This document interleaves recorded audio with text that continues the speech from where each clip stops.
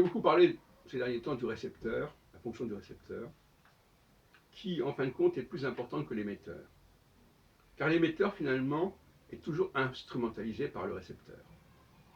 Il n'existe que par le récepteur.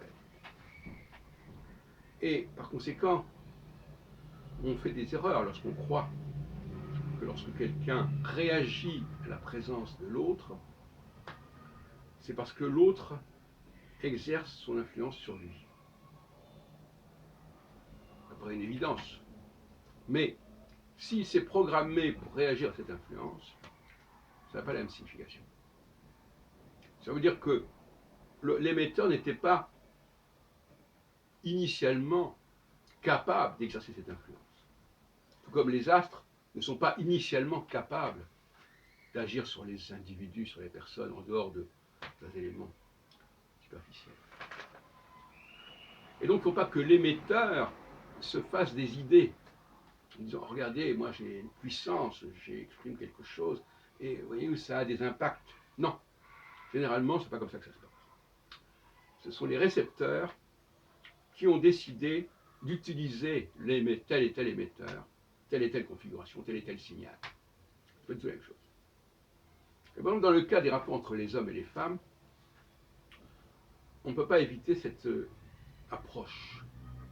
C'est-à-dire, finalement, que peut-être que les femmes n'ont aucun charme particulier, et que c'est les hommes qui ont décidé de se sensibiliser, de se brancher sur les femmes. Je dirais pas sur un plan presque virtuel, sur un plan presque intellectuel, comme pour l'astrologie.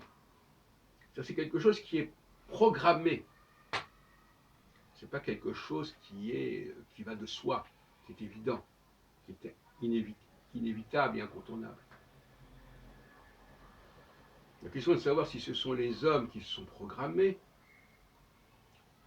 pour recevoir et capter les planètes et les femmes, ou bien si ce sont des dieux,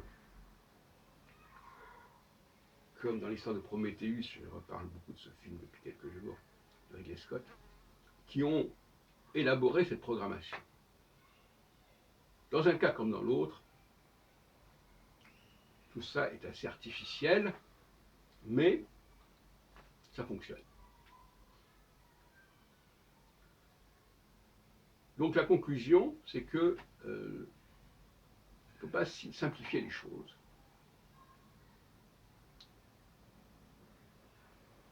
Comme un connaisseur peut apprécier certaines fleurs, certaines plantes.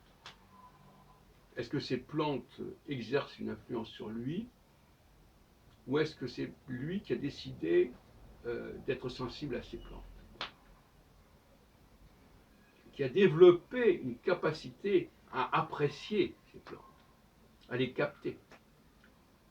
Mais s'il n'y a pas de récepteur pour apprécier ce que l'émetteur produit, qu'est-ce qui se passe? Comme si quelqu'un fait de la musique et que personne n'apprécie sa musique, qu'est-ce qui se passe?